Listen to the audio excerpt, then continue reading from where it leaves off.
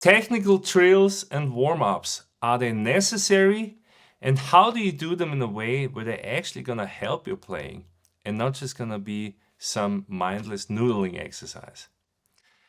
So in my 30 years of guitar playing, I've run across a bunch of warm-up exercises, including stretching exercises, some of them horrible with some weird machines.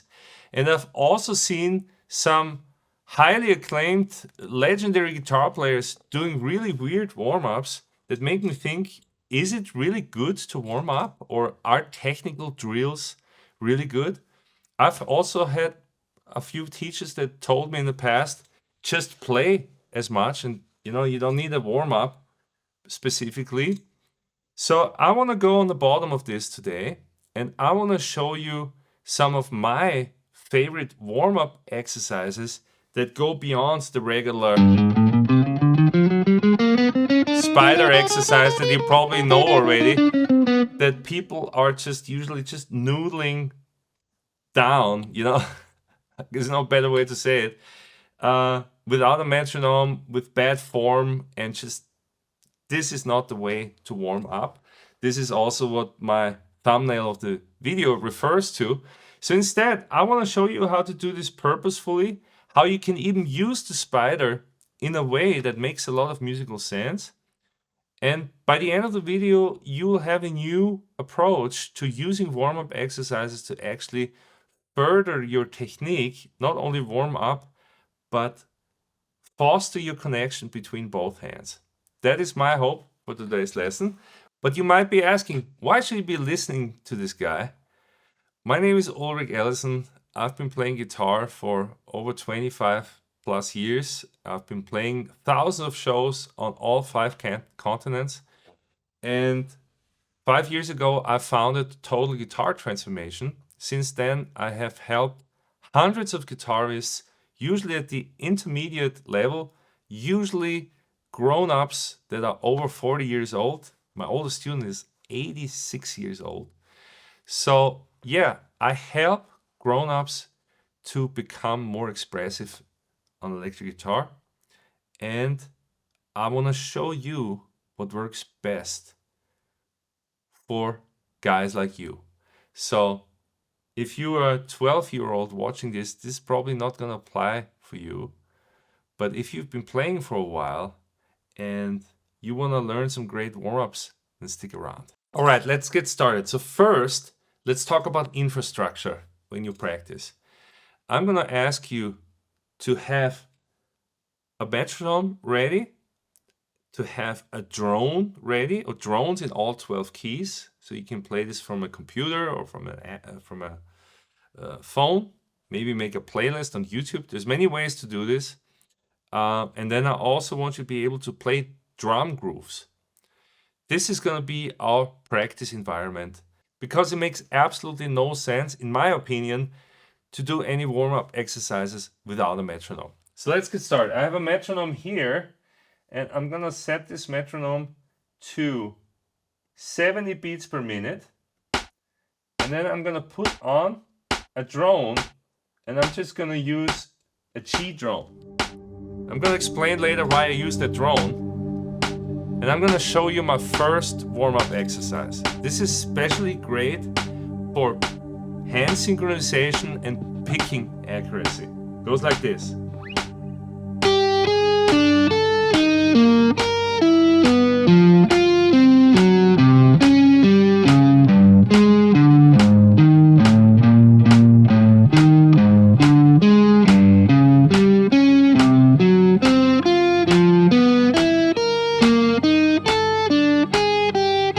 Half step higher.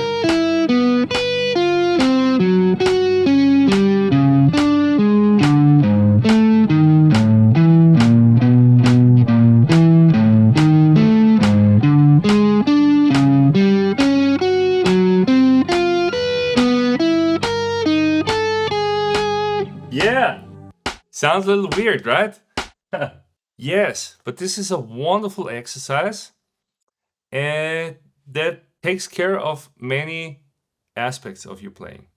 First of all, the pattern is really wicked for alternate picking. it's crucial that you keep alternate picking this. And you will see there's a lot of string changes and direction changes. Basically all possible combinations of going from a downstroke string change up, ending on an upstroke. All combinations are going to be used in this sequence. Then, of course, you could also alter this sequence to start on an upstroke. That's also a possibility. Yes, so this is going to be challenging to just hit the right strings. It's also going to be challenging to keep perfect synchronization and keep perfect timing with this exercise. Maybe this is already too fast for you. This is absolutely no problem. Just slow it down. There's no shame in that. Yes, so this is called the cross-picking exercise, and I picked this up from José Feliciano. So this is one of the exercises I've been doing for a long time, and it's actually valuable for me even on tour to just warm up backstage and just get a good connection with my fingers. Let's move forward to exercise number 2, the cross chords. 1, 2, 3, 4.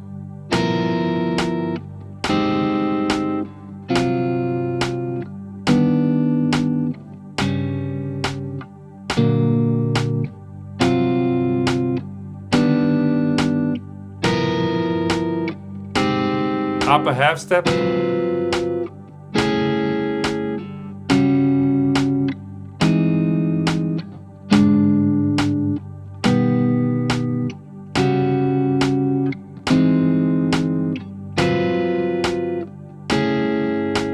Yes, awesome. Sounds pretty wicked as well, right?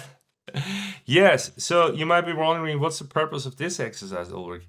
Well, chord changes require movement from this shape of the hand to this shape, and this is like one of the most tricky moves that you will have to do. So it makes absolute sense to practice your finger placement, which should be right behind the frets, and then also practice placing those notes very accurately. Keep in mind that the chords should ring as long as possible, so you shouldn't be playing like this and change immediately and spend a lot of time fumbling for the next notes, but you should really be able to play the chord and then in one move change to the new position. Yeah? So it's a great exercise for practicing chord changes and accuracy in doing that. Yes, let me insert something here really quick. If you already see the potential of these exercises, and that's maybe something that you've never heard or seen before, then I want to turn you on to my no-cost class that I'm doing on Saturday, June 13th, 2 p.m. Eastern Time. I don't do these classes often at all, so this is a fantastic opportunity for you to get to know my full melodic lead guitar practice system, including warm-up exercises, including targeted improvisational studies, including some very specific tasks that I go over with my students at TGT Academy.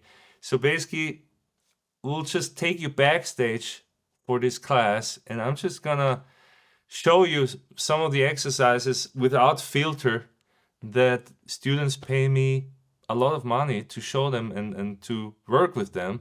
So it's a fantastic opportunity for you to get a glimpse of that. Saturday, June 13th. The link is down there in the description. And then at the end of this class, I'll also give you a chance to get started practicing some of these techniques and approaches with my new TGT Practice App. All right, so let's continue. I wanted to talk about drones. Why am I using drones with these exercises? Well, I look at these exercises also as ear training exercises. And whereas you might not be focused on which pitches you're playing, every time you hear a note against a root note, is gonna occupy your brain a little bit. It's gonna have a certain color. You know, this sound is actually a chord, yeah? So if I practice it like that, then I'm already getting used to some sophisticated sounds without any extra effort. Do you hear how this works?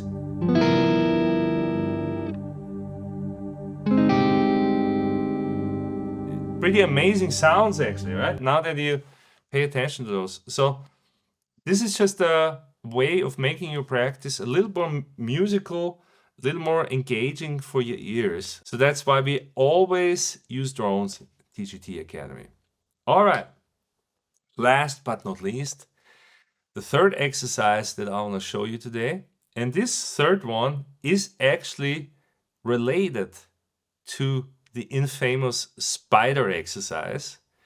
This is a variation of the spider exercise. So with the spider exercise, the problem that often happens is that people are just mindlessly playing this up and down, and it's just about the picking synchronization, and it's not about the sound and the placement of the fingers at all. I'm pretty much against this, so there's two variations that I want to show you. First is the permutation of the 1, 2, 3, 4 pattern. This would be 1, 2, 3, 4.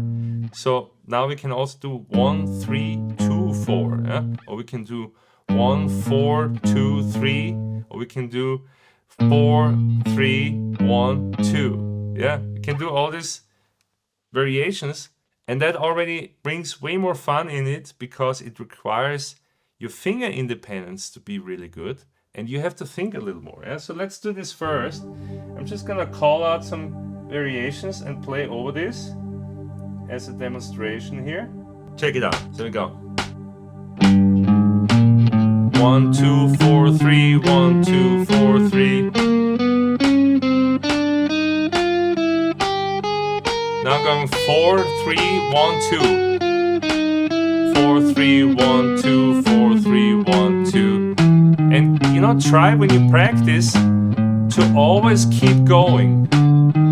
Like, just don't stop. Even when somebody comes in or you have to talk to someone, train your independence of just keeping the guitar going at all times. Yeah? Alright, and so here's the next thing that I want to show you. The next thing is to now also make rhythmical permutations.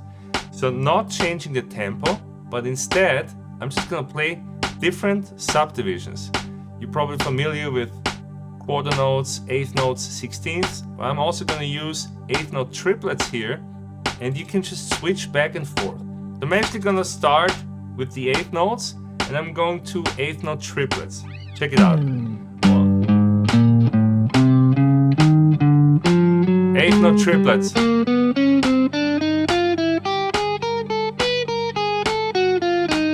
Back to eighth notes. How about quarter triplets?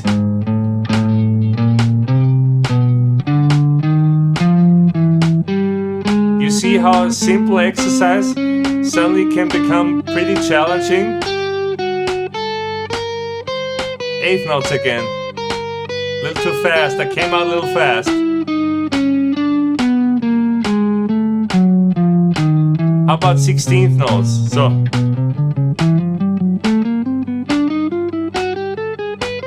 Eighth note triplets. 16th again.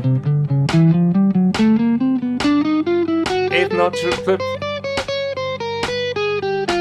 Wow.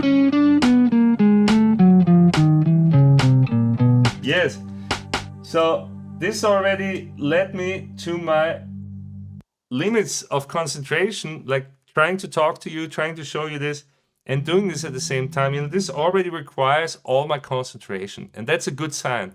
That means that I'm getting closer to a limit, and this has a lot of potential. I mean, just imagine optimizing your finger placement and switching to 16th triplets, going between all the subdivisions back and forth, and then switching also the permutation, the 1, 2, 3, 4, the digit permutations. Endless variations, really. Yeah. So if you have never worked on the spider exercise like this, then try this permutated spider. It's a fantastic exercise. All right, so before I wrap it up here, one more time, invite for you to come to my no-cost Zoom class on June 13th, Saturday, 2 p.m. Eastern Time. The registration link is down there in the description. Today I covered my cross-picking exercise. We talked about the cross-chord exercise, and I showed you the permutated spider. These are all fantastic warm-ups that I usually wrap up into 15 to 25 minutes of warm-up drill. If you want to know how exactly I'm doing this, how I'm organizing my full practice session, and how I bring structure into my students' practice sessions, no matter where they are skill level wise, then come to the class on Saturday, June 13th, and I'll break it all down for you. Keep on rocking. Talk to you soon.